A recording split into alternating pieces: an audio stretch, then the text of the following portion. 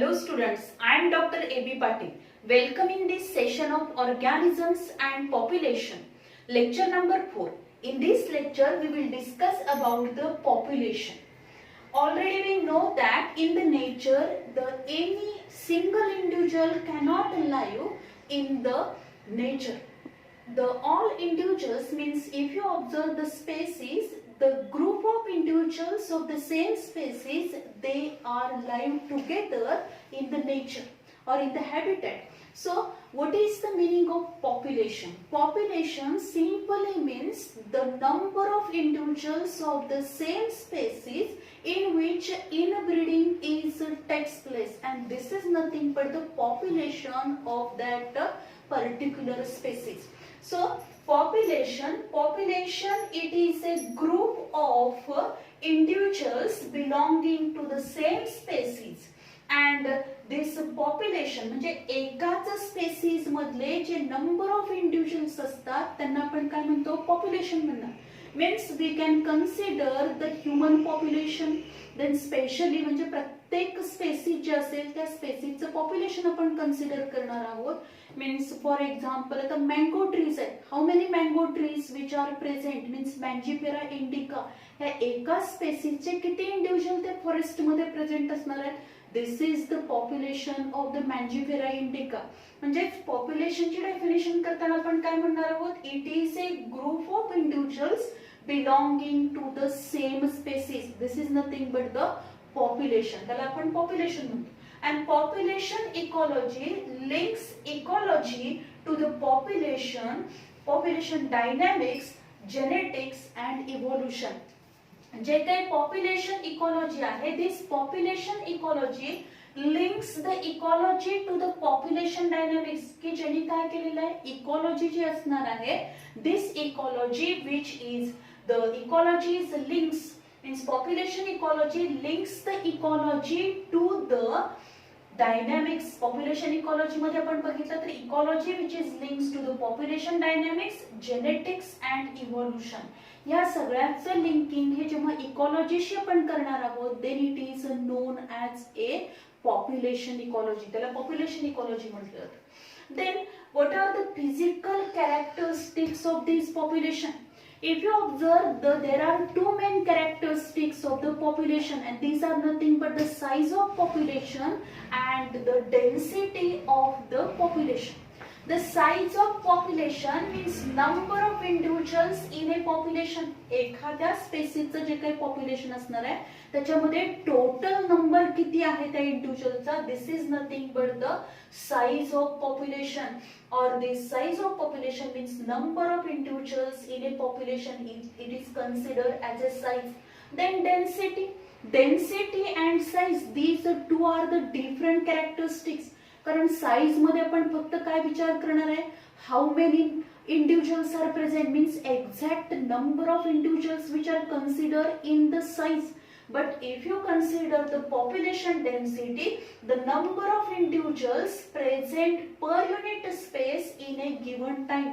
म्हणजे दिलेल्या कालावधीमध्ये दिलेल्या स्पेसमध्ये म्हणजे ठराविक स्पेसमध्ये ठराविक लोकेशनला ठराविक टाइम मध्ये किती इंडिव्हिज्युअल्स प्रेझेंट आहेत, this is nothing but the population density. म्हणजे त्याला आपण लोकसंख्येची घनता म्हणतो, की जी लोकसंख्येची घनता वेगवेगळ्या ठिकाणी काय असणार आहे, वेगवेगळी डेन्सिटी आपल्याला पाहायला मिळते. म्हणजे ठराविक पिरियड मध्ये समजा फॉर एक्झाम्पल आपण जर कन्सिडर केलं की 5 वर्षाच्या कालावधीमध्ये त्या स्पेसिफिक एरियामध्ये किती इंडिव्हिज्युअल्स प्रेझेंट असणार आहेत. म्हणजे इथं आपण सगळ्याचा विचार केलाय, नंबर ऑफ इंडिव्हिज्युअलचा विचार केला, त्याचबरोबर पर युनिट स्पेसचा पण विचार केला, and in a given time, then it is known as a density. Density means number of individuals present per unit space in a given time. This is called as a population density. Then this population which is affected by number of factors, and these are nothing but the population density which is affected by number of factors. These are nothing but the natality, mortality, then immigration, emigration, all these factors which are affect on these population. So first we discuss about the natality. Natality means simply it is means the birth rate, means it is the rate of production of new individuals in a population per unit time, per unit space is nothing but the natality. Natality म्हणजे काय असणार आहे, per unit area per unit time मध्ये how many new individuals are produced, किती नवीन individual हे त्या same स्पेसीसचे किती न्यू इंडिव्हिज्युअल हे प्रोड्यूस झाले. This is nothing but the birth. किती नवीन इंडिव्हिज्युअल म्हणजे फॉर एक्झाम्पल ह्युमन बीइंगचं आपण कन्सिडर केले तर किती त्याचा काय असणार आहे, जो बर्थ रेट आहे म्हणजे किती नवीन इंडिव्हिज्युअल जन्माला आले हे आपण कशामध्ये कन्सिडर करणार आहोत, नॅटॅलिटी मध्ये कन्सिडर करणार आहोत. Natality is the rate of production of new individuals in a population per unit time, per unit area. Means the rate of production of new individual चा production चा जो rate आहे in a population per unit time, per unit area is considered as a natality. And this natality which is calculated by a formula, that is natality n is equal to number of births in year divided by mid-year population into 1000. Then we get the natality. Then this natality means birth rate. There are two birth rate we observe, that is the crude birth rate and the specific birth rate. What is the meaning of crude birth rate? Crude birth rate म्हणजे काय असणार आहे, number of births per 1000 population per year. एका वर्षामध्ये 1000 पॉप्युलेशनला किती नवीन birth झाले आहे आपण जेव्हा कन्सिडर करणार आहोत तेव्हा त्याला क्रूड बर्थ रेट म्हटलं जातं. Number of births per 1000 population per year. एका वर्षामध्ये 1000 लोकसंख्येच्या मागे अजून किती त्याच्यामध्ये नवीन बर्थ झालेत, नवीन न्यू इंडिव्हिज्युअल प्रोड्यूस झाले. This is nothing but the crude birth rate. त्याला क्रूड बर्थ रेट म्हटलं जातं. And specific birth rate जो असणार आहे, this specific birth rate is used relative to the specific. Then the specific criteria, हा जो specific criterion आहे such as a age, ह्याच्यामध्ये age पण कन्सिडर केलं जाणार आहे. Then the next आपण बघतो absolute natality and realized natality. आता absolute natality means काय असणार आहे, this absolute natality means the number of births under ideal condition. Number of births under ideal condition म्हणजे ideal condition म्हणजे काय, whenever there is a availability of the unlimited food material, then the food and space हे lot of amount मध्ये available आहे, unlimited food source is available, there is a no competition. In that situation the number of births which are occur, this is considered as a absolute natality. त्याला आपण absolute natality म्हणणार आहोत. म्हणजे या absolute natality मध्ये unlimited food available आहे, भरपूर प्रमाणात पुष्कळ अमाउंट मध्ये काय असणार आहे, फूड अवेलेबल असणार आहे. आणि एवढ्या पुष्कळ अमाउंट मध्ये जेव्हा फूड मटेरियल अवेलेबल आहे आणि जे काही इंडिव्हिज्युअल त्या ठराविक स्पेस मध्ये राहतात की जिथं plenty of food material available आहे, there is a no competition म्हणजे त्याला कॉम्पिटिटर पण जास्त नाहीये, अशा वेळी त्याची जी काही बर्थ रेट असणार आहे, this is nothing but the absolute natality. त्याला ऍब्सोल्यूट नॅटॅलिटी म्हटलं जातं. And this absolute natality which is more, ती जास्त असणार आहे, number of births under ideal conditions which is nothing but the absolute natality. And realized natality means क्या असेल, the realized natality means number of births when environmental pressure come into play. आता हे कधी condition असणार, realized natality means काय असणार आहे, number of births when environmental pressure come into play.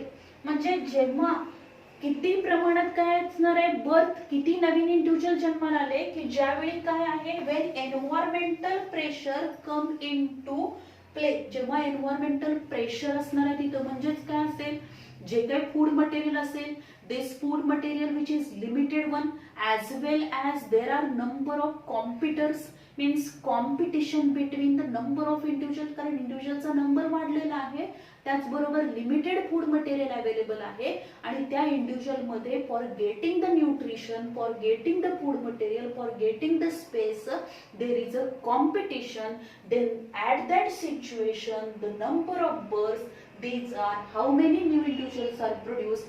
This is nothing but the realized natality. त्याला realized natality म्हटलं जातं. And absolute natality will always more than the realized natality. पण हे consider केलं पाहिजे की ऍब्सोल्यूट नॅटॅलिटी ही नेहमी काय असणार आहे, रिअलाइज नॅटॅलिटी पेक्षा जास्त असणार आहे. कारण ऍब्सोल्यूट नॅटॅलिटी मध्ये काय आहे, in absolute natality unlimited food material available आहे, कॉम्पिटिशन नाही, त्यामुळे बर्थ रेट हा जास्त असणार आहे. त्यामुळे number of birds which are more than the realize natality. म्हणून ऍब्सोल्यूट नॅटॅलिटी विल ऑलवेज, हे सेंटेन्स लक्षात ठेवायचं, absolute natality will always more than the realized natality. Then the next आहे मॉर्टॅलिटी. नेक्स्ट आपण मॉर्टॅलिटी कन्सिडर करणार. आतापर्यंत आपण काय बघितलं, नॅटॅलिटी म्हणजे बर्थ रेट बघितलंय. फॉर एक्झाम्पल जर आपण समजा कन्सिडर केलं, एखादं पॉन्ड आपण कन्सिडर केले, त्या पॉन्ड मध्ये काय असेल, सपोज द 200 क्रॅब्स प्रेझेंट असतील and within A 1 year by the reproduction new 800 crabs which are developed, then total number of the crabs जो असणार आहे तो किती झाला, 1000 झालेला आहे. सो इन दिस वे आपण जर बघितलं इथं 800 न्यू क्रॅब डेव्हलप झाले. So 800 divided by 200 we get the 4, means 4 new crabs are produce per previous 1 crab. एका क्रॅबच्या मागे नवीन 4 नवीन क्रॅब्स काय झाले तिथं फॉर्म झाले आणि त्यामुळं सुरुवातीला त्यांचा प्रोडक्शनचा जो रेट होता तो फास्ट होता, पण जेव्हा क्रॅबची संख्या जास्त होणार आहे तेव्हा त्यांच्यामध्ये काय होईल, there is a the competition for getting the food material आणि फूड सोर्स पण काय होणार, लिमिटेड होणार आणि त्यामुळे नंतर जे काही प्रोडक्शन होणार आहे त्याच्यावरती त्याचा इफेक्ट होणार आहे, त्या बर्थ रेट वरती इफेक्ट होऊ शकतो. Then the mortality. आता मॉर्टॅलिटी मध्ये जर आपण बघितलं, it is a rate of deaths in a population per unit space per unit area.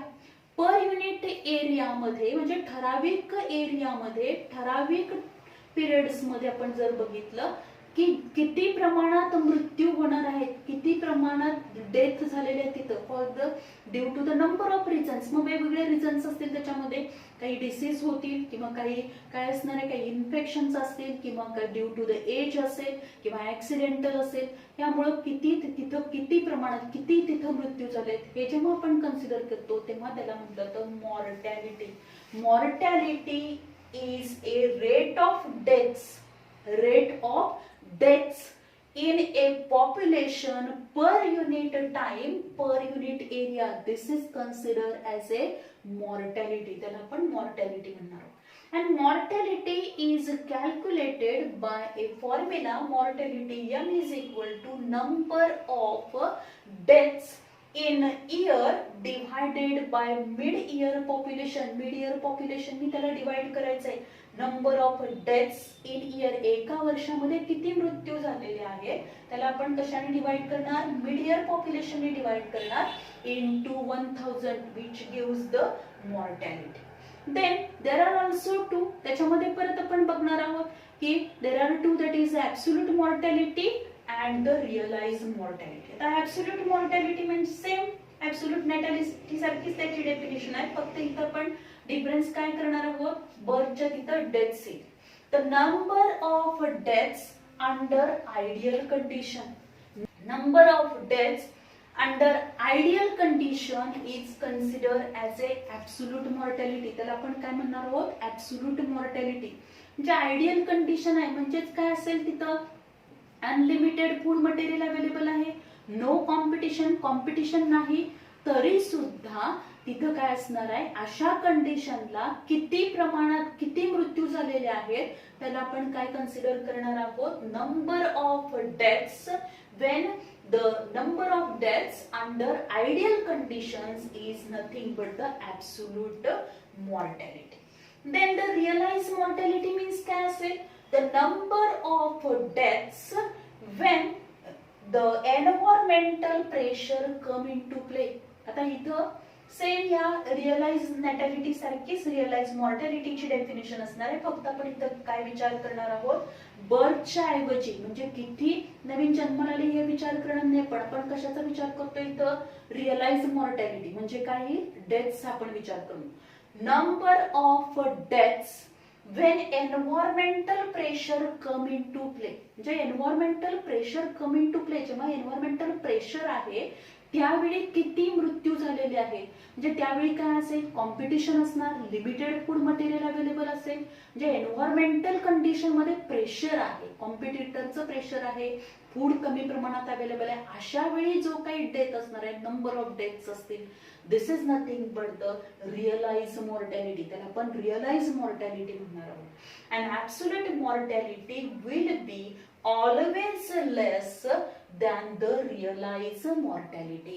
Absolute mortality पेक्षा काय असणार आहे, absolute mortality will be always less than the realized mortality. Realized mortality पेक्षा absolute mortality ही नेहमी कमी असणार आहे, कारण का तर absolute mortality मध्ये सगळे काय असणार आहे, अनलिमिटेड फूड मटेरियल अवेलेबल आहे, नो कॉम्पिटिटर आहे, त्यामुळे तिथं काय असणार आहे, मृत्यू जो असणार आहे म्हणजे जे काही डेथ्स असणार आहे त्याची संख्या काय असणार आहे, कमी असणार आहे as compare to realize mortality. कारण रिअलाइज मॉर्टॅलिटी मध्ये काय होऊ शकतं, जर त्या इंडिव्हिज्युअलला प्रॉपर फूड मटेरियल मिळालं नाही, त्याचा जो कॉम्पिटिटर तिथं नंबर ऑफ कॉम्पिटिटर असेल, अशा वेळी काय असेल, जो काही डेथ्स असणार आहे त्या डेथचं पर्सेंटेज हे काय असेल, जास्त असणार. त्यामुळे आपण काय म्हणतो, तर absolute mortality will be always less than the realized mortality. हे पण सेंटेन्स काय असेल, इम्पॉर्टंट आहे. Then the sex ratio. The sex ratio which is affected by number of factor. या sex ratio वरती number of factors इफेक्ट होणार आहे. मग मॉर्टॅलिटी असेल, नॅटॅलिटी असेल, as well as number of other factor जे असणार आहेत त्याचा इफेक्ट या सेक्स रेशो वरती होणार.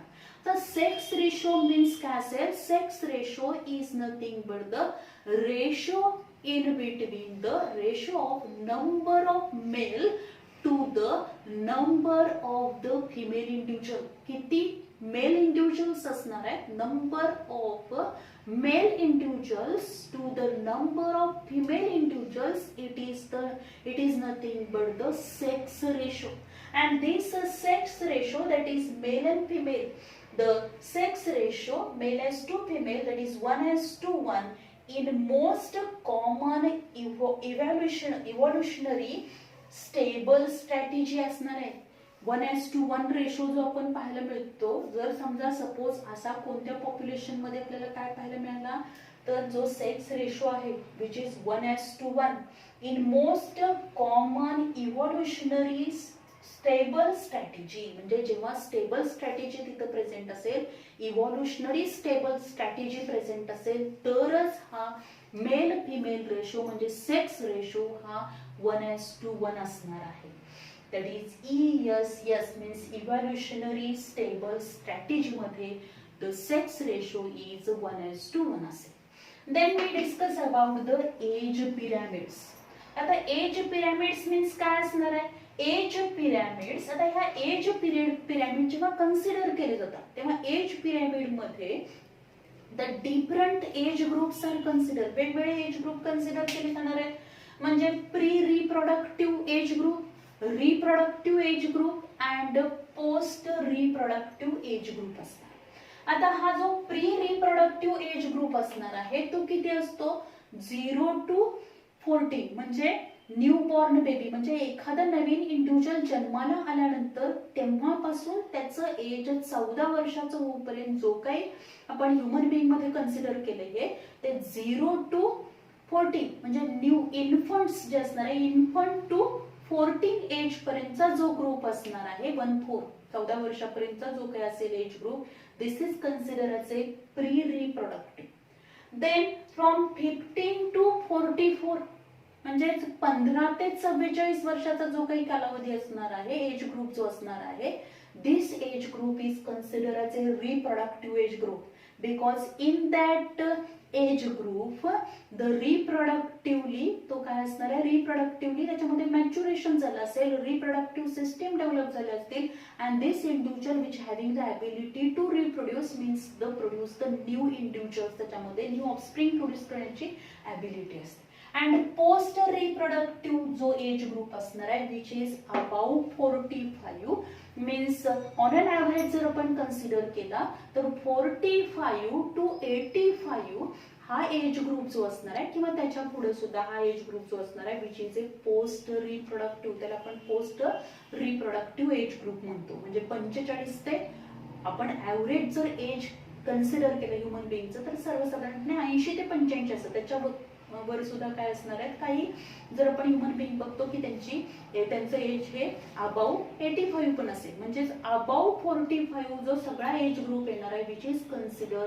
As a post reproductive age group. मग एखाद्या पॉप्युलेशन मध्ये हा एज ग्रुप कोणत्या एज ग्रुपचे इंडिव्हिज्युअल जास्त असतील त्यावरून ते पॉप्युलेशन आपण ग्रोईंग पॉप्युलेशन आहे, डिक्लाइन पॉप्युलेशन आहे का स्टेडी पॉप्युलेशन आहे हे कन्सिडर करणार. So first we discuss about that is what is the meaning of age pyramid. Age distribution is plotted for population. The resulting structure which is nothing but the age pyramid. म्हणजे जर काय केलं, age distribution is plotted for the population. जे काही population आहे age distribution is plotted for population. Population साठी age distribution जर आपण प्लॉटेड केलं असेल आणि त्याच्यानंतर जे काही आपल्याला रिझल्टिंग स्ट्रक्चर पाहायला मिळणार आहे दिस इज कॉल्ड ॲज ए, त्याला आपण एज पिरॅमिड म्हणतो. आणि ह्या एज पिरॅमिड मध्ये पण आपल्याला डिफरंट म्हणजे जे काही वेगवेगळ्या कंट्रीज आहेत त्या वेगवेगळ्या कंट्रीज मध्ये आपण हे एज पिरॅमिड त्या कंट्रीचे एक 5 वर्षामधले 10 वर्षामधला त्या कंट्रीचा जो एज पिरॅमिड आहे तो काढला जातो. म्हणजे त्या 5 वर्षाच्या ड्युरेशन मध्ये जर आपण त्याची पूर्णपणे जर त्या कंट्री मधली पॉप्युलेशन आपण काउंट केलेली असेल आणि ती लोकसंख्या जर काय केली, लोकसंख्या मोजली असेल त्या ह्याच्यामधली तर आपल्याला लक्षात येईल की प्री रिप्रोडक्टिव्ह एज ग्रुपचे लोक किती आहेत, पोस्ट रिप्रोडक्टिव्ह एज ग्रुपचे लोक किती आहेत आणि रिप्रोडक्टिव्ह एज ग्रुपचे लोक किती आहेत. आणि त्याच्यावरून आपण काय कन्सिडर करणार आहोत, which type of age pyramid. इथं आपण जर बघितलं ग्रोईंग पॉप्युलेशन, याच्यामध्ये 3 टाइपचे एज पिरॅमिड आपल्याला पाहायला मिळतात. पहिला आहे growing population. In growing population the number of the pre reproductive age group is more as compared to the reproductive and post reproductive. म्हणजे या पॉप्युलेशन मध्ये प्री रिप्रोडक्टिव्ह एज ग्रुप जो असणार आहे त्या इंडिव्हिज्युअलचा नंबर हा सगळ्यात जास्त आहे. त्याच्यापेक्षा नंबर कुणाचा जास्त असणार आहे, रिप्रोडक्टिव्हचा आहे. आणि त्यानंतर एकदम कमी कुणाचा आहे, पोस्ट रिप्रोडक्टिव्हचा आहे. अशा आपण पॉप्युलेशनला काय म्हणणार, ग्रोईंग पॉप्युलेशन म्हणणार आहोत. कारण इथं काय असणार आहे, जो प्री रिप्रोडक्टिव्ह एज ग्रुप आहे त्यांचा नंबर हा सगळ्यात जास्त आहे. म्हणजे ही वाढणारी लोकसंख्या आहे, ग्रोईंग पॉप्युलेशन आहे. देन डिक्लाइन पॉप्युलेशन म्हणजे एखाद्या देशामध्ये जर आपण बघितलं ग्रोईंग पॉप्युलेशनचा विचार केला तर जिथं काय असणार आहे, या प्री रिप्रोडक्टिव्ह एज ग्रुपचा नंबर जर जास्त असेल तर तिथं काय होणार आहे, ग्रोईंग पॉप्युलेशन आपल्याला पाहायला मिळेल. म्हणजे लोकसंख्या वाढत जाणार आहे. डिक्लाइन पॉप्युलेशन म्हणजे आपण काय बघू शकतो, द पोस्ट रिप्रोडक्टिव्ह एज ग्रुपचे जे नंबर आहे त्याचा नंबर हा सगळ्यात काय असणार आहे, the which is more and then the pre reproductive and reproductive. Pre reproductive and reproductive पेक्षा सगळ्यात एज ग्रुप कोणत्या एज ग्रुपचे इंडिव्हिज्युअल जास्त आहेत, पोस्ट रिप्रोडक्टिव्ह एज ग्रुपचे इंडिव्हिज्युअल जेव्हा जास्त असणार आहेत तेव्हा त्या पॉप्युलेशनला आपण काय म्हणणार आहोत, डिक्लाइन पॉप्युलेशन म्हणणार. कारण तिथं वयस्कर लोक जास्त असणार आहेत देन द प्री रिप्रोडक्टिव्ह म्हणजे न्यूली डेव्हलप होणाऱ्या इंडिव्हिज्युअल पेक्षा. म्हणजे बर्थ रेट तिथं काय असेल, कमी असणार आहे. आणि काय असेल, डेथ रेट पण काय असेल, कमी असणार. की ज्यामुळे काय असणार आहे, पोस्ट रिप्रोडक्टिव्ह एज ग्रुपचे जे इंडिव्हिज्युअल असणार आहेत these are more than the reproductive and the pre reproductive. Pre रिप्रोडक्टिव्हचा नंबर कमी असेल. Then this type of the population which is known as a decline. Then the pre reproductive, reproductive and post reproductive. याच्यामध्ये जर आपण बघितला तर सगळ्यात जो नंबर जो असणार आहे तो जास्त काय असणार आहे, म्हणजे त्याच्यामध्ये जास्त आपल्याला व्हेरिएशन पाहायला मिळत नाही.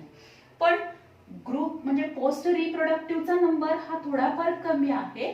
Pre reproductive, post reproductive and reproductive यांचा नंबर मध्ये थोडंसं व्हेरिएशन आपल्याला पाहायला मिळतं. नाहीतर जवळपास यांचा नंबर काय आहे, सारखा असेल. तेव्हा हे जे काही पॉप्युलेशन असतं, then this type of the population which is known as a steady population, त्याला आपण काय म्हणणार आहोत, steady population.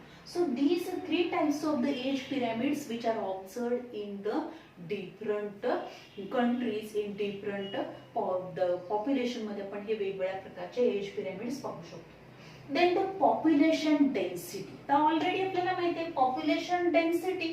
पॉप्युलेशन डेन्सिटी म्हणजे आपण काय विचार केलाय, number of individual present per unit space in A given time. That is the number of individual present per unit space in a given time. This is called as a population density. And here population density, this density of population which is influenced by natality, mortality, then the immigration, then emigration, या सगळ्याचा effect हा कशावरती होणार आहे, त्या पॉप्युलेशनच्या density वरती होणार. Density of population which is influenced by the natality means birth रेटचा effect होईल. त्याचबरोबर मॉर्टॅलिटी, डेथ रेटचा इफेक्ट होणार आहे. त्याचबरोबर immigration, immigration means number of individual of the same species have come into the habitat from the other, that is the other source, म्हणजे दुसऱ्या ठिकाणाहून, elsewhere, दुसरीकडून कुठून तरी काय झालंय, सेम स्पेसीसचे इंडिव्हिज्युअल जेव्हा त्या हॅबिटॅट मध्ये येतात, then this is considered as a immigration. त्याला आपण इमिग्रेशन म्हणतो. Immigration means number of individual of the same species have come in the habitat from elsewhere in a per unit time. Then per unit period मध्ये जेव्हा ते येणार आहेत, then it is considered as a immigration. म्हणजे आपण म्हणतो स्थलांतरित होऊन एकाच स्पेसिसचे, जसं आपण म्हणतो की ह्युमन बिंग आहे, तर ह्युमन बिंग मध्ये बरेचसे काय असणार आहे, एखाद्या प्रांतामधले काही लोक हे काय झालेले आहेत, काही सपोज काही इंडस्ट्रियलायझेशन म्हणजे जॉब साठी वगैरे किंवा उद्योगधंद्यासाठी काय असतील, खेड्यामधून हे लोक कुठे आलेले आहेत, शहराकडे आले. आणि हे काय असणार आहे, ह्युमन बिंग एका ठिकाणाहून दुसरीकडे आलेले आहेत. म्हणजे काय झालेलं आहे, इथं लोकसंख्येची घनता काय होणार आहे, वाढणार आहे. म्हणजे एका ठराविक कालावधीमध्ये एका त्या हॅबिटॅट मध्ये, त्या ठिकाणी, म्हणजे त्या एका ठराविक एखादं शहर कन्सिडर केलं, सिटी कन्सिडर केली, आणि त्या सिटीमध्ये वेगवेगळ्या प्रांतामधून लोक काय आलेले आहेत, for their job, for earning purpose, वेगळ्या पर्पज साठी ते काय झाले, मायग्रेट झाले, तिथं आलेले आहेत. म्हणजे these individuals of the same species have come elsewhere in that habitat per unit period. This is considered as a immigration. त्याला आपण इमिग्रेशन म्हणतो. अशा वेळी तिथं काय होणार आहे, ज्या ठिकाणी, ज्या हॅबिटॅट मध्ये ते आलेले आहेत, तिथली काय होईल, लोकसंख्या काय होणार आहे, वाढणार आहे. Then the emigration means काय असणार आहे, number of individuals which they are migrate or they are transfer from their place, their habitat पासून ते काय झाले, move from their habitat to other habitat, then per unit period, then it is considered as a emigration. Emigration मध्ये काय होईल, number of individual of the same species, एका स्पेसीसचे individual हे काय झाले, मूव टू अदर हॅबिटॅट, दुसऱ्या ठिकाणी गेलेले आहेत ते. म्हणजे ज्या ठिकाणी ते लोक राहत होते, म्हणजे जसं आपण कन्सिडर केलं की खेड्यातून लोक शहरामध्ये आले, तर मग खेड्यामधली लोकसंख्या काय होणार आहे, म्हणजे तिथला त्या इंडिव्हिज्युअल, त्या स्पेसिसचे इंडिव्हिज्युअल काय झाले, त्याचा नंबर कमी झालेला आहे, कारण ते दुसऱ्या ठिकाणी काय झालेले आहेत, मूव्ह झाले. They are move away to other place, then this is consider as a immigration. याला आपण इमिग्रेशन म्हणतो. या इमिग्रेशन मुळे ज्या ठिकाणाहून ते दुसऱ्या ठिकाणी गेले, जिथून ते गेले त्या ठिकाणी त्या हॅबिटॅट मधली लोकसंख्या ही काय होणार आहे, कमी होणार आहे. So this natality, mortality, emigration, all these are all these factors which affect on these population density. Population density वरती याचा इफेक्ट होणार आहे, कारण बर्थ रेट वाढला की लोकसंख्येची घनता वाढणार आहे, डेथ रेट वाढला तर लोकसंख्येची घनता कमी होईल. त्याचबरोबर जर काय असेल, इमिग्रेशन असेल तर काय होईल, इंटेन्सिटी, पॉप्युलेशन इंटेन्सिटी इन्क्रीज होणार आहे, ती वाढणार आहे.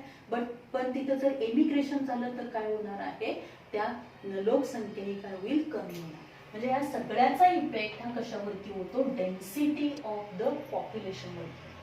If the n is the population density at a time t, then its density at a time t plus 1 can be calculated as or can be calculated with the help of this equation. म्हणजे आपण इथे काय consider केले, n is the population density at a time t, then its density at a time t plus 1 can be calculated. म्हणजे t plus 1 या period मध्ये, या time मध्ये डेन्सिटी जी असणार आहे ती डेन्सिटी आपण कशी कॅल्क्युलेट करू शकतो, n t plus 1 is equal to n t plus in bracket b plus I means birth, that is natality, birth rate असेल, plus immigration minus the in bracket आपण बघू शकतो that is the death plus काय येईल इथं, emigration. Death किती झालेले आहेत आणि काय असेल, एमिग्रेशन म्हणजेच काय असणार आहे, किती लोक त्या प्लेस कडून दुसरीकडे गेलेले आहेत, that is emigration. Death plus emigration म्हणजे बर्थ रेट जो असणार आहे, नॅटॅलिटी प्लस काय असेल, इमिग्रेशन, हे याचं आपण काय करणार, ऍडिशन, अँड विच इज, आणि त्याचबरोबर डेथ प्लस एमिग्रेशन यांची बेरीज करून ह्या मधून काय करणार आहोत, ते मायनस करणार आहोत. Then we get the density at a time t plus 1, which can be calculated with the help of this equation. हे equation ने आपण calculate करणार आहोत. Then the next आपण बघू शकतो, that is the population size. The population size in the nature could be, the population ची size म्हणजे काय आपण विचार केलेला आहे मगाशी, the size of population in which the number of individuals can be considered. त्यावेळी फक्त इंडिव्हिज्युअलचा नंबरच कन्सिडर केला जाणार आहे.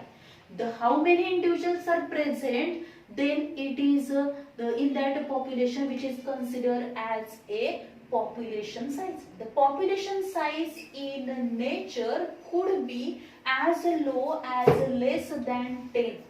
अगदी किती असणार आहे, 10 पेक्षा पण काय असतो, कमी असू शकतो. Means in the nature population size could be low as less than 10. For example जर आपण बघितलं, सायबेरियन क्रेन्स इन बर्ड सँच्युरी मधले सायबेरियन क्रेन्सचा जर नंबर आपण बघितला तर तो 10 पेक्षा पण कमी असेल, की ज्यामुळे आपण इथे बघू शकतो की तो कमीत कमी 10 पेक्षा पण लो असू शकतो. And go in to millions, आणि अगदी मिलियनच्या पुढे पण तो काय होऊ शकतो, population size which can be increase पण होऊ शकणार आहे. Means go in to millions. For example chlamydomonas in a pond मध्ये, एखाद्या तळ्यामध्ये आपण जर बघितलं chlamydomonas which is a unicellular algae आहे, की ज्याचा नंबर हा किती मध्ये असणार, मिलियन्स मध्ये त्याचा नंबर वाढू शकतो. Means go in to millions. For example chlamydomonas in a pond. Then in a area आता ह्याच्यासाठीच आपण काय केलं, कन्सिडर केलं, that is population size. And in this population size मध्ये आपण विचार करू शकतो, in A area million of termites और the ants, but only a few animals which feed on them. पण काही ॲनिमल्सच फक्त काय असणार, त्या एरियामध्ये मिलियन ऑफ टर्माइट्स प्रेझेंट आहेत, ants प्रेझेंट आहेत, but only a few animals which feed on them. पण काही ॲनिमल्सच फक्त ते फीड करणार आहेत. स्टेटिंग that the population density of that predator is low. म्हणजे आपण इथं काय म्हणणार आहोत की number of millions of termites इथं प्रेझेंट आहेत, मिलियन्स ऑफ ants प्रेझेंट आहेत, पण त्याच्यावरती फीडिंग करणारे म्हणजे त्याला खाणारे जे प्रिडेटर्स आहेत त्याचा नंबर कमी आहे.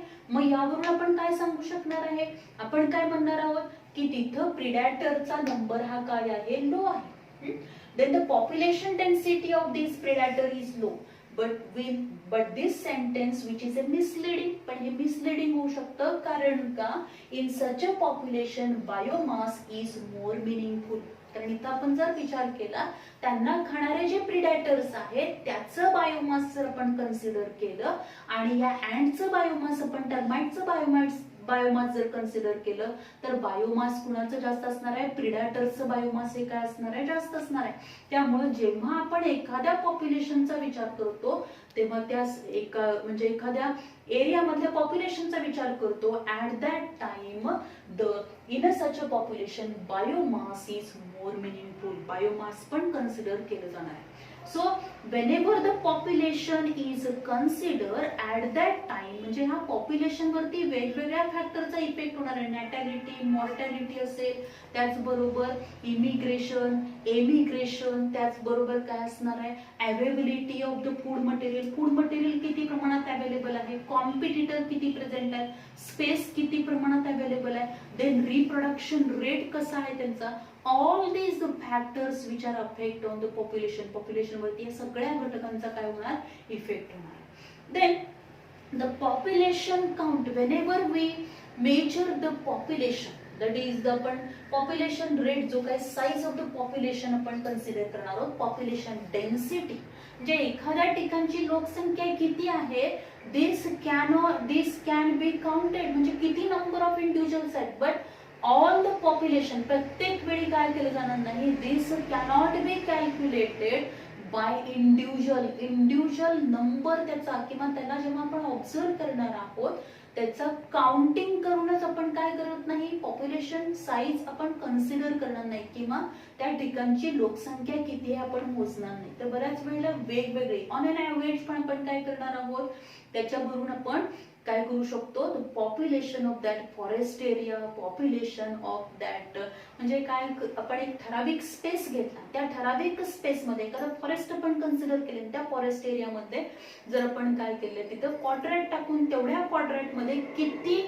नंबर आहे त्या प्लांटचा त्याच्यावरून पण आपण काय करू शकतो, तेवढ्या टोटल एरियामध्ये त्या प्लांटची डेन्सिटी, त्या स्पेसिफिक स्पेसीची डेन्सिटी किती असू शकते, पॉप्युलेशन डेन्सिटी किती असू शकते हे पण आपण काय करू शकतो, काउंट करू शकतो.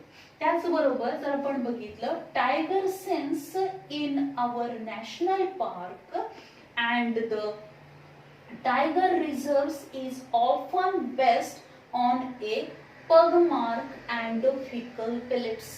याच्यावरून पण काय केलं तर टायगर किती आहेत ते आपण काउंट करणार आहोत, त्याचे जे फुटप्रिंट्स असणार आहेत that is a pug mark. Means tiger reserves is often based on a pug mark and the fickle pellets. याच्यावरून टायगर रिझर्व्स म्हणजे एखादा भाग जो आहे तो टायगर रिझर्व म्हणून कशावरून कन्सिडर केला जाणार, तर त्या फॉरेस्ट एरियामध्ये टायगर आहे की नाही, आपल्याला जे किती टायगर्स आहेत हे आपण काउंट करू शकतो, मोजू शकतो. त्याच्यासाठी मोस्टली काय केलं जाणार आहे, pug mark. Means tiger reserve is often based on the pug mark and the fickle pellets. Then the next आपण बघणार आहोत growth model. There are different growth models which are present, and by considering this growth model we observe that which type of the growth which is takes place in that specific area. The specific area मधली growth कशा टाइपची आहे, means this type of the growth which is exponential growth or the logistic growth आहे. त्याच्यामधली पहिली आपण बघणार आहोत that is the exponential growth. Exponential growth म्हणजे काय असणार आहे, when the plenty of amount of the food material is available. means whenever we consider the growth, जेव्हा आपण ग्रोथ मॉडेल कन्सिडर करतो, पॉप्युलेशन आपण विचार करतो, एखाद्या पॉप्युलेशन मध्ये एखाद्या एरिया मधली ग्रोथ कशी आहे जेव्हा आपण कन्सिडर करतो, at that time the space, availability of the food material, these factors which are affect on the growth. If the plenty of amount of the food material is available, means unlimited food material available आहे, space जास्त प्रमाणात available आहे, then there is a not a the huge amount, म्हणजे individual जास्त प्रमाणात नाहीत, competitor जास्त नाहीत, पण अनलिमिटेड फूड मटेरियल अवेलेबल आहे, तिथं पुष्कळ प्रमाणात फूड मटेरियल अवेलेबल आहे. In that situation the growth which is exponential one, growth कशी होणार आहे, एक्सपोनेन्शियल होणार आहे. And this type of the growth which is geometric growth, त्याला आपण जिओमेट्रिक ग्रोथ म्हणणार. म्हणजे जी ग्रोथ होणार आहे, ज्याच्यासाठी आपण ग्राफ प्लॉटेड केला, that is population size and time, याच्यामध्ये आपण जर ग्राफ प्लॉटेड केला, then we observed that exponential growth म्हणजे काय होणार आहे, ग्रोथ ही इनक्रीज झालेलीच आपल्याला पाहायला मिळणार आहे, कंटिन्युअसली ग्रोथ. आणि जी काही ग्रोथ होणार आहे, इंडिव्हिज्युअलची ग्रोथ जी होणार आहे, रिप्रोडक्शन जी होणार आहे, which is takes place very fastly, एकदम फास्टली होणार. Rapid growth which is observed in this growth model, या ग्रोथ मॉडेल मध्ये आपण पाहू शकतो. आणि या टाइपची जी ग्रोथ असणार आहे त्याला आपण जिओमेट्रिक ग्रोथ म्हणतो. म्हणजे इथं आपल्याला काय दिसणार आहे, सुरुवातीपासूनच ग्रोथ रेट हा फास्ट असणार, अगदी फास्ट असेल. का? कारण availability of the food material is more, जास्त प्रमाणात फूड मटेरियल अवेलेबल आहे, त्यामुळं एक्सपोनेन्शियल ग्रोथ आपल्याला पाहायला मिळणार. देन द नेक्स्ट आपण बघितलं तर ह्याच्यामध्ये exponential growth which is A the express by the equation. इथं जर आपण इक्वेशन बघितलं तर इक्वेशन कुठलं असेल, that is dn by dt is equal to rn. dn by dt is equal to rn means exponential growth is equal to rn. rn means intrinsic rate of the natural increase and n is the carrying capacity असेल. म्हणजे याच्यामध्ये जर आपण बघितलं तर या पद्धतीने exponential growth आपल्याला दिसणार आहे की एक्सपोनेन्शियल ग्रोथ ही सतत काय असणार आहे, वाढतच राहणार आहे. ती rapidly within A short duration of time आपल्याला जास्त प्रमाणात ग्रोथ पाहायला मिळते. तेच जर आपण लॉजिस्टिक ग्रोथ मध्ये बघितलं, in logistic growth whenever there is a graph is plotted, that is growth means size per the weight of the organism, size किंवा weight of the organism आपण कन्सिडर केलेला आहे इथं, त्या ऑर्गॅनिझमची साईज किंवा त्याचं बायोमास आपण कन्सिडर केलं. This graph is plotted growth to the time. आपण जर हा ग्राफ प्लॉटेड केला तर आपल्याला असं दिसेल की this logistic growth which shows the sigmoid growth curve. त्याच्यामध्ये sigmoid growth curve आपल्याला पाहायला मिळेल, because the availability of the food material ची availability जी असणार आहे which is not unlimited food material नाही, तिथं लिमिटेड फूड मटेरियल अवेलेबल आहे. जो स्पेस असणार आहे म्हणजे तिथं काय असणार आहे, आपण जर बघितलं तर काय असेल, in that situation environmental pressure तिथं असणार आहे, त्याचबरोबर नंबर ऑफ इंडिव्हिज्युअल प्रेझेंट असणार आहे, किंवा जे काही फूड मटेरियल अवेलेबल आहे this food material which is use by the different species, वेगवेगळ्या प्रकारच्या स्पेसिसला तो फूड सोर्स अवेलेबल आहे, त्यामुळं त्यांच्यामध्ये काय होईल, कॉम्पिटिशन होणार आहे.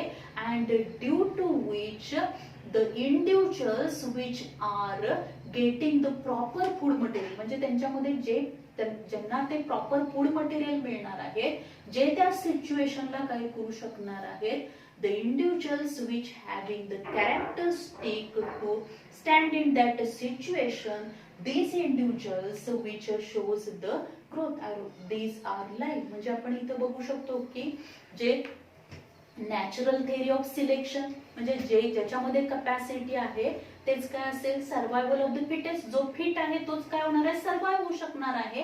आणि त्यामुळे ग्रोथ जी दिसणार आहे आपल्याला, ती ग्रोथ कशी दिसते तर सिग्मॉइड ग्रोथ कर्व आपल्याला पाहायला मिळतो की ज्याच्यामध्ये सुरुवातीला ग्रोथ कशी असणार आहे, एकदम स्लो होईल. And this phase which is nothing but the lag phase, त्याला आपण लॅग फेज म्हणतो. म्हणजे जसं आपण प्लांट मध्ये बघू शकतो, प्लांट मध्ये सुरुवातीला सीड जर्मिनेशन होणार, सीड जर्मिनेशन झाल्यानंतर त्याच्याकडे जे काही फूड मटेरियल अवेलेबल आहे ते लिमिटेड फूड मटेरियल अवेलेबल आहे, म्हणजे फूड सोर्स फक्त सीड मध्ये जे स्टोअर केलेले फूड मटेरियल तेच ते युटिलाइज करणार आहे. हळूहळू त्याची जी ग्रोथ होणार means within a the long duration of time the very small amount of growth is takes place. त्याच्यानंतर ग्रोथ काय होईल, growth is takes place very fastly, एकदम फास्टली ग्रोथ होऊ शकते. काही जणांची फास्ट होईल, काहीला जर समजा प्रॉपर फूड मटेरियल मिळालं नाही तर त्याची काय होणार आहे, डेथ होऊ शकते तिथे. देन द नेक्स्ट काय होईल, the log phase or the exponential phase आपण म्हणतो. त्या एक्सपोनेन्शियल फेज मध्ये, लॉग फेज मध्ये the growth is takes place very fastly. प्लांटचा विचार केला तर इथं काय होणार आहे, प्लांट्स मध्ये लिव्ह्ज डेव्हलप झाले की ते फोटोसिंथेसिस करणार आहेत आणि फोटोसिंथेसिसमुळे फूड मटेरियल अवेलेबल होईल आणि त्यामुळे ग्रोथ काय होणार, फास्ट होणार. मीन्स लॉग फेज आपल्याला पाहायला मिळेल. आणि त्यानंतर हळूहळू ग्रोथ ही काय होणार आहे, that is diminishing growth phase. म्हणजे ग्रोथ ही हळूहळू काय व्हायला लागते, स्लो व्हायला लागते आणि ती पूर्णपणे थांबते, म्हणजे स्टेशनरी फेज मध्ये येणार. Means there is a death. And this type of the growth curve, which is nothing but the sigmoid growth curve. हा growth curve कसा आहे, sigmoid growth curve आहे. This sigmoid growth curve, which is also known as, also called as a Verlost-Perl logistic growth. त्याला Verlost-Perl logistic growth curve पण म्हटलंय किंवा Verlost-Perl logistic growth सुद्धा म्हटलेलं आहे. Then if you observe this logistic growth, हा जो काही logistic growth आहे, this logistic growth which is given by the equation that is dn by dt is equal to rn into a bracket k minus n divided by k. आता याच्यामध्ये dn by dt, dn upon dt जे असणार आहे, dn upon dt is equal to, dn upon dt म्हणजे काय असणार, logistic growth which equal to rn into k minus n upon k. इथं n काय आहे, population density. n means population density at a time t. population density at a time t. n म्हणजे population density at a time t. t time मध्ये किती population density आपण तिथं वाढणार आहे ते कन्सिडर केले. R is the intrinsic rate of the natural increase. Intrinsic rate म्हणजे इंट्रेन्सिक ग्रोथ म्हणजे याची काय होणार आहे, लिव्हिंग ऑर्गॅनिझमची मध्ये जी ग्रोथ होते त्याला आपण इंट्रेन्सिक म्हणतो. म्हणजे सेल डिव्हिजननी त्याची ग्रोथ होणार आहे, नंबर ऑफ सेल्स होणार, त्याची ग्रोथ अँड डेव्हलपमेंट होणार. This is called as a intrinsic growth. And this intrinsic rate of natural increase which is nothing but the R, त्याला आपण आर कन्सिडर केलं. अँड द एन म्हणजे population density आहे, K which is nothing but the carrying capacity of that environment मधली त्या इंडिव्हिज्युअलला carrying करण्याची जी कॅपॅसिटी असेल, this is nothing but the K means carrying capacity. So this is the equation of the logistic growth. हे दोन equation पण आपल्याला लक्षात ठेवायचे, याच्यावरती पण आपल्याला क्वेश्चन विचारला जाऊ शकतो. किंवा पॉप्युलेशन डेन्सिटीचं जे इक्वेशन आहे which is also important for your NEET and CET exam साठी हे इम्पॉर्टंट आहे. देन द नेक्स्ट ह्याच्यामधला तुम्हाला immigration, emigration, natality, mortality as well as these age pyramids या पॉइंटवरती पण आपल्याला क्वेश्चन विचारला जाऊ शकतो. किंवा एखादी सिच्युएशन आपल्याला तिथे दिली जाईल, एक्झाम्पल दिलं जाईल, त्याच्यावरून आपण त्याच्यावरून तिथं खाली 4 सेंटेन्स आपल्याला दिले जातात. In that situation, which one of the following sentence is correct regarding the population density? अशा टाइपचा पण क्वेश्चन आपल्याला याच्याशी रिलेटेड विचारला जाऊ शकतो. So this is all about the population. Thank you very much.